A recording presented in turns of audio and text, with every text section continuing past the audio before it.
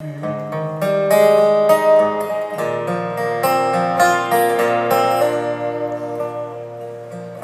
left that phone dangling off the hook, slowly turned around and gave it one last look. And then he just walked away. He aimed his truck toward that Wyoming line. With a little luck, he could still get there in time. But in that Cheyenne wind, he could still hear her say,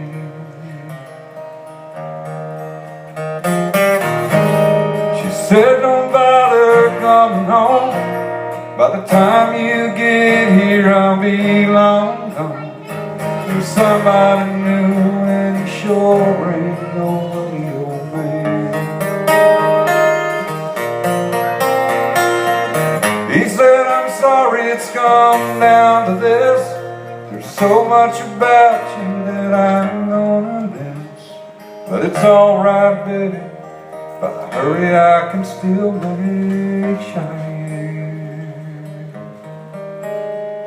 Gotta go now, baby, if I hurry I Howdy friends, welcome to another episode of the 5-Minute Music Series. This week, got our old friend Aaron Barker from Nashville, Tennessee, but he's had lots of #1 songs, including Baby Blue from George Strait, Love Without End, Amen, Easy Come, Easy Go. A #4 song that I always thought should be #1 was I Can Still Make Cheyenne. And then he's written songs for lots of other artists like Clay Walker and Lone Star. Aaron, how you doing today? I'm doing great, Wayne. It's so good to see you again, buddy. Over the years, you've done you've written a lot of #1 songs for George Strait. And how's music changed your life? I don't think I'm that great at it, but I've had this hand of God kind of guide me the whole way and making sure I didn't take any really bad turns. And it's just been an ongoing growth process. So from San Antonio, Texas, on the southeast side to the Nashville Songwriter Hall of Fame, it was a 50-year journey, but my God, what a blessing it's been. Music's just everything to my life. I can't really tell you how it's affected it because it is it. When a new sound comes out or a new artist, you listen and you start dissecting that song and going, wow, what a great vocal sound, what a great snare drum sound, what a great rhythm. And in the process, you lose the pure appreciation of music for what it is, and it becomes a study. So that's a sacrifice that you make as a writer. So I'm kind of getting to a point in my life now where I can not worry too much about Terry Underwood or Tim McGraw, and I can write from my heart like I did when I started. And it's a lot more enjoyable now than it was. When you write, a lot of times it's like praying. It is. I call it get on my knees and play. Yeah. It's a very similar process to me because I'll just mess around on the guitar a little bit, and be thinking about what I need to ask God about or discuss with God, whether it's a problem I'm having or somebody around me. And that's how Love Without End came about. I'd had my son and I were not that far apart. I was 17 when he was born, and as he became a teenager and had conflicts with me as he's trying to establish his own identity, we had these issues. And it was just one night it dawned on me that I can't just be his friend forever, that it was my turn to be the dad, and it's not going to be all fun and games. And there was discipline involved, and it was just an epiphany for me, that I had to be his dad. And that was a complex thing for me. And to come to that reality and let go of the all friendship and all fun and games to being his father. And in doing that, I asked for guidance from my father, the main father, So I did that. I got on my knees and played.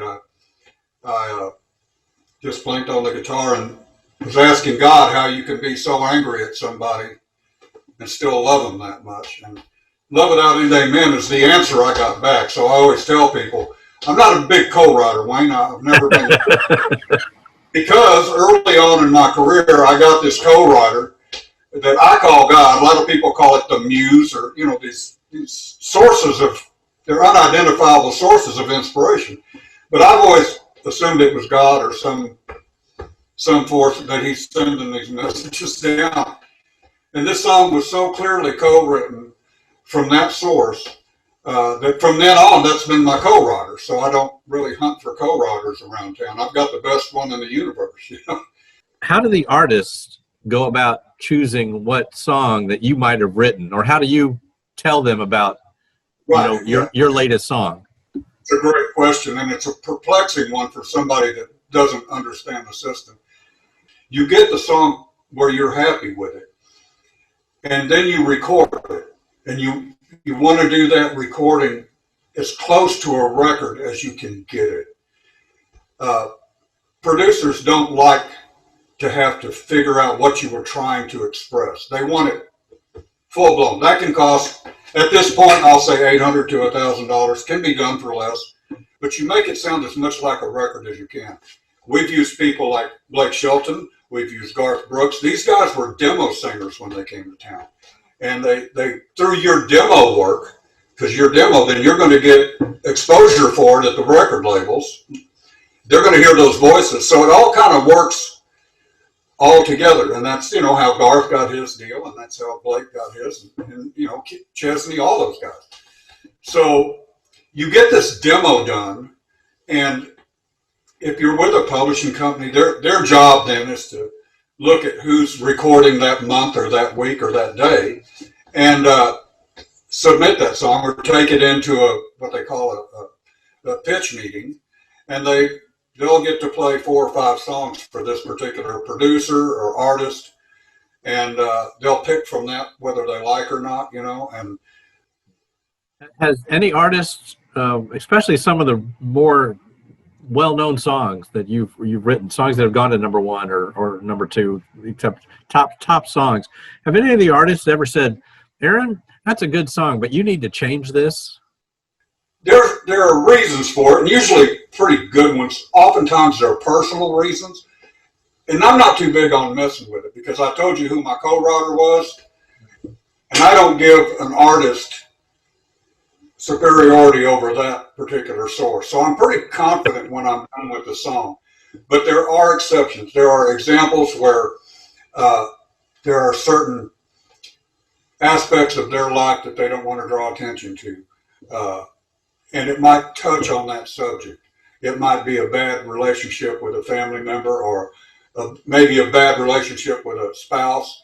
And they just don't want to make listeners think that they're having that issue, So it's a minor change usually, and I'm not against it. I've never done it.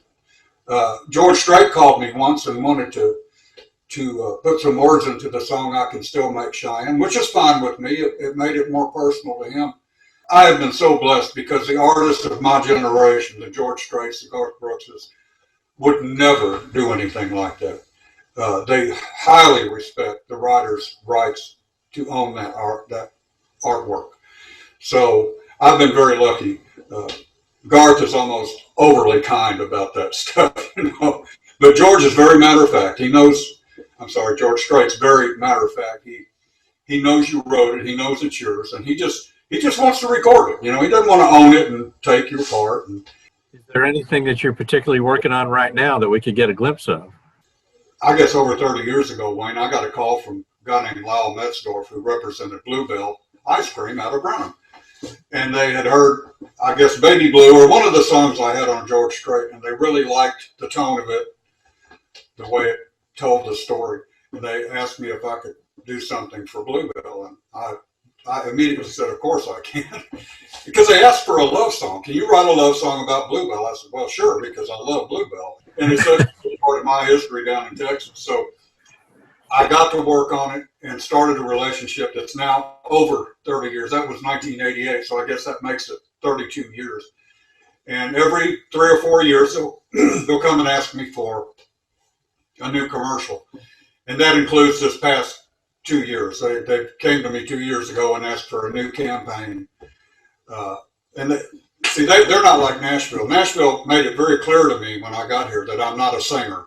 They said, no, you're a songwriter. You're not a singer. But Bluebell didn't know that. So they actually let me be the singer on these things. So for 30 plus years, So for the last 2 years, I've been working on that, Wayne, and we really got a great one. And for the first time, they're doing one that I worked on in Spanish, and I am so excited about that because I've never done that before.